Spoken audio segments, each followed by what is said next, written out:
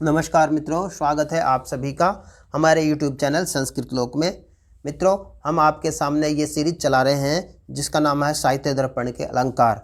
इस सीरीज़ में हम साहित्य दर्पण के सभी अलंकारों को एक एक करके ला रहे हैं। ये सिंपली सभी वही अलंकार हैं जो संस्कृत की परीक्षाओं में बहुतायत से पूछे जाते हैं। बार बार इनको परीक्षाओं में प्रश्न के रूप में पूछा जाता है। तो यदि आप यहाँ पर संस्कृत के छात्र के रूप में आए हैं तो आपके लिए ये वीडियो बहुत महत्वपूर्ण होने वाली है। और हम आपको ये भी बताना चाहते हैं कि हम यहाँ पर अलंकारों की एक पूरी सीरीज़ लेकर आ रहे हैं जिसका नाम हमने रखा हुआ है साहित्य दर्पण के अलंकार। इसका नाम हमने साहित्य दर्पण के अलंकार इसीलिए रखा है क्योंकि यहाँ पर जो हमने उदाहरण और परिभाषाएं ली हैं वो साहित्य दर्पण के अनुसार ली हैं। अदरवाइज़ ये अलंकार सभी जगह पर काम आते हैं। तो आज हम यहाँ पर आपके सामने तीसरे भाग में लेकर आए हैं यमक अलंकार। तो मित्रों, आपके सामने ये यमक अलंकार की परिभाषा प्रस्तुत है और आप यदि संस्कृत के विद्यार्थी हैं तो अवश्य इस वीडियो को देखें। तो मित्रों, आइए शुरू करते हैं यमक अलंकार। सबसे पहले हम देखते हैं कि अलंकारों को संस्कृत में तीन भागों में बांटा जाता है। जो एक तो होते हैं शब्दालंकार, अर्थालंकार और तीसरे उभय अलंकार। शब्दालंकारों में 6 अलंकार आते हैं जो हैं अनुप्रास, यमक, श्लेष, वक्रोक्ति, पुनरुक्त, वदाभास और चित्रालंकार। तो ये हम इसलिए बता रहे हैं क्योंकि हमारा जो आज का विषय है वो यमक अलंकार है और यमक अलंकार शब्दालंकारों के अंतर्गत आता है। तो मित्रों, ये आप ध्यान रखें कि आज जो आप अलंकार यमक अलंकार पढ़ रहे हैं वो शब्दालंकारों के अंतर्गत आता है। तो आइए शुरू करते हैं हम यमक अलंकार के बारे में। यमक अलंकार की सबसे पहले हम परिभाषा पढ़ते हैं। और जैसा कि हमने आपको पहले बताया है कि हम यहाँ पर जो भी परिभाषाएं और उदाहरण लेकर आए हैं उसमें से ज़्यादा हमने कोशिश की है कि हम साहित्य दर्पण के अनुसार ही लें। तो साहित्य दर्पण में यमक अलंकार का जो उदाहरण जो परिभाषा दी हुई है उसको हम सबसे पहले देख लेते हैं। तो सत्यर्थे पृथगर्थायाः स्वर व्यंजन संगते क्रमेण तेने वावृत्तिर यमकम विनिगद्यते। ये यमक अलंकार की परिभाषा है। इसका अर्थ होता है कि सत्यर्थे, कि यदि किसी भी शब्द का अर्थ हो तो, यदि किसी का भी अर्थ हो तो और वो पृथक अर्थ आया तो वह पृथक अर्थ वाला होना चाहिए। मित्रों, यदि किसी शब्द का अर्थ हो तो वो पृथक अर्थ वाला हो और स्वर व्यंजन संगते, स्वर और व्यंजन साथ साथ में आकर के क्रमेण तेने वावृत्तिर, क्रम से उनकी ही आवृत्ति को यमकम विनिगद्यते, यमक अलंकार कहा जाता है। नीचे हमने आपकी सुविधा के लिए इसका अर्थ हिंदी अनुवाद भी लिखा हुआ है जिसमें है कि यदि अर्थवान हो तो भिन्न अर्थ वाले स्वर व्यंजन समुदाय की उसी क्रम में आवृत्ति को यमक अलंकार कहते हैं। जिस समुदाय की आवृत्ति हो उसका एक अंश या सर्वांश यदि अनर्थक हो तो आपत्ति नहीं, किंतु उसके किसी एक अंश या सर्वांश के सार्थक होने पर समुदाय आवृत्त समुदाय की भिन्नार्थकता आवश्यक है। समानार्थक शब्दों की आवृत्ति को यमक मानते हैं। इसको यदि हम साधारण भाषा में कहें मित्रों कि यमक अलंकार क्या होता है, तो यमक अलंकार सीधी भाषा में उसको कहा जाता है कि किसी भी शब्द की यदि आवृत्ति हो जाए और उनका अर्थ अलग अलग हो। ये सबसे महत्वपूर्ण यहाँ पर है कि उनका अर्थ अलग अलग होना चाहिए। यदि अर्थ एक होगा तो उसको फिर यमक अलंकार नहीं माना जाएगा। कोई भी शब्द 2 बार आ जाए उसका या तो अर्थ अलग अलग हो या फिर एक का अर्थ हो दूसरे का अर्थ ही ना हो, तब उसको हम यमक अलंकार कहेंगे। इसको आप अच्छी तरह से समझ पाएंगे यदि हम एक उदाहरण से इसको लेते हैं। बाद में इसके बारे में हम और भी चर्चा करेंगे। तो साहित्य दर्पण में ही इसका एक बहुत ही प्रसिद्ध उदाहरण दिया हुआ है।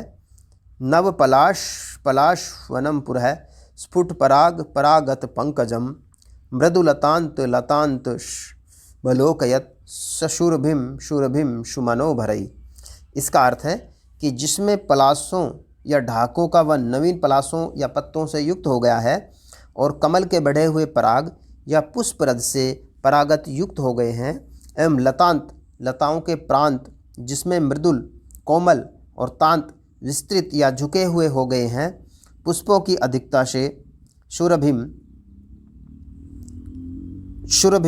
सुगंधित उष वसंत ऋतु को श्री कृष्ण ने रेवतक पर्वत पर देखा। आइए अब इसके बारे में हम देखते हैं कि इसमें कहाँ पर यमक अलंकार प्रयोग हुआ है। यहाँ पर आप देख रहे होंगे कि नवपलाश, तो नवपलाश में मित्रों, नवपलाश में एक यहाँ पर पलाश आया हुआ है, दूसरा जो पलाश वनम है वहाँ पर दूसरा पलाश आया हुआ है। तो यहाँ पर पलाश और पलाश इन दोनों की आवृत्ति हुई है मित्रों। आगे जब हम देखते हैं तो फिर वहाँ पर आप देख पाएंगे कि पराग और पराग, क्षम्यता मित्रों, पराग और पराग की भी यहाँ पर आवृत्ति हुई है मित्रों। पराग और पराग भी 2 बार है। नीचे की लाइन में यदि हम देखते हैं तो वहाँ पर मृदु लतांत, ये यहाँ पर मृदु लतांत और फिर लतांत, इसकी आवृत्ति हुई है मित्रों। और अंत में यदि हम जाकर देखेंगे तो वहाँ पर शुरभि और शूरभि इन दोनों की भी आवृत्ति हुई है। फिर से देखते हैं, पलाश और पलाश की आवृत्ति हुई है, आगे जाके पराग और पराग की आवृत्ति हुई है, नीचे लतांत और लतांत की आवृत्ति हुई है, और अंत में जाके सुरभि शूरभि की आवृत्ति हुई है मित्रों। तो इसमें हम देखते हैं कि पहला जो पलाश है और दूसरा पलाश है, यहाँ पर इन दोनों में क्या अंतर है। पहले पलाश का अर्थ हुआ मित्रों पत्ता, किसी भी वृक्ष का जो पत्ता होता है उसको हम पलाश कहते हैं। और दूसरा जहाँ पर पलाश वनम का जो हमने पलाश लिया हुआ है उसका अर्थ होता है ढाक का पेड़। तो क्योंकि दोनों का अर्थ अलग अलग है, पहले पलाश का अर्थ पत्ता, दूसरे पलाश का अर्थ ढाक का पेड़, इसीलिए इसमें यहाँ पर यमक अलंकार हम मानेंगे। पलाश, पहले पलाश का अर्थ अलग, दूसरे पलाश का अर्थ अलग, इसीलिए यहाँ पर यमक अलंकार। इसी तरह यदि हम आगे आते हैं तो वहाँ पर पराग और परागत का भी पराग, पहला पराग तो उसका अर्थ वही हो गया जो पराग हम जानते हैं जो फूलों में होता है वही पराग। दूसरा जो पराग है उसका खुद का कोई अर्थ नहीं है, क्योंकि आप यहाँ पर देखेंगे कि जो पराग है वो परागत का ही एक हिस्सा है। तो यदि हम उसमें से पराग निकाल लेते हैं तो उसका कोई अर्थ नहीं होता, उसका अर्थ परागत के साथ होता है। इसलिए जो पहला पराग है उसका अर्थ हो गया है पराग, जो फूलों में पराग होता है, और दूसरे पराग का कोई अर्थ नहीं है। तो पहला सार्थक और दूसरा निरर्थक है पराग पराग, इसलिए यहाँ पर यमक अलंकार है। तीसरे में यदि हम देखते हैं तो वहाँ पर मृदु लतांत, पहला जो लतांत हमें यहाँ पर दिखता है वो लतांत है नहीं, वो मृदुल का लय और तांत जुड़ करके लतांत यहाँ पर बनाया हुआ है, तो वो निरर्थक है, उसका कोई अर्थ नहीं है। और अंत में जाकर हम जब देखते हैं तो लतांत, मृदुल तांत के बाद लतांत, इसका अर्थ हो गया लता का अंतिम भाग, अर्थात लता का आखिरी छोर। तो इसमें क्योंकि पहला लतांत का कोई अर्थ नहीं, निरर्थक, और दूसरे लतांत का कोई अर्थ है वो उससे भिन्न है, लता का अंतिम भाग, तो इसलिए यहाँ पर भी यमक अलंकार। और अंत में जाकर के हम जब देखते हैं कि शुरभि और शुरभि की भी आवृत्ति है, लेकिन पहले शुरभि का अर्थ हो गया सुगंधित और दूसरे शुरभि का अर्थ हो गया है वसंत ऋतु, तो दोनों का अर्थ अलग अलग है, इसलिए यहाँ पर यमक अलंकार है। तो इस एक ही उदाहरण में हमने देखा कि 4 बार शब्दों की आवृत्ति हुई, लेकिन चारों बार जो शब्दों की आवृत्ति हुई है उनमें अर्थों की आवृत्ति नहीं हुई, उनका दोनों का अर्थ या तो अलग अलग था अथवा वो निरर्थक शब्द थे। तो इस तरह से हम देखते हैं कि यहाँ पर इस उदाहरण में यमक अलंकार का प्रयोग हुआ है।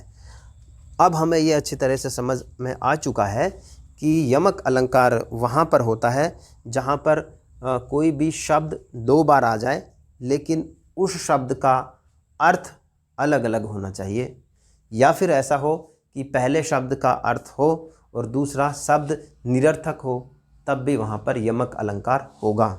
यदि दोनों ही शब्दों का एक ही अर्थ हो जाए तब उसको हम यमक अलंकार नहीं कहेंगे।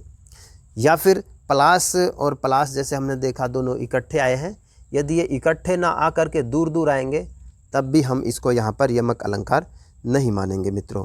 तो इस तरह से आज हमने यमक अलंकार के बारे में विस्तार से पढ़ा और मुझे विश्वास है और पूरी आशा है कि आपको ये पूरी तरह से समझ में आ चुका होगा। मित्रों, हमारा ये संस्कृत लोक जो चैनल है, यहाँ पर हम एक पूरी सीरीज़ चला रहे हैं अलंकारों की। ये उस सीरीज़ का तीसरा भाग था। तो यदि आपने इससे पहले के 2 भाग नहीं देखे हैं तो आप उनको भी जाकर देख सकते हैं, और आप इस चैनल को सब्सक्राइब कर लें ताकि आपको इसी तरह के वीडियो मिलते रहें, और जब भी नया वीडियो आए उसके नोटिफिकेशन प्राप्त करने के लिए आप बेल का आइकन दबा दें। यदि आपको ये वीडियो पसंद आया है तो आप इस वीडियो को लाइक कर सकते हैं और अपने मित्रों के साथ शेयर कर सकते हैं। धन्यवाद मित्रों, बहुत जल्दी मिलेंगे किसी दूसरे वीडियो में किसी दूसरे अलंकार के साथ। तब तक के लिए नमस्कार मित्रों।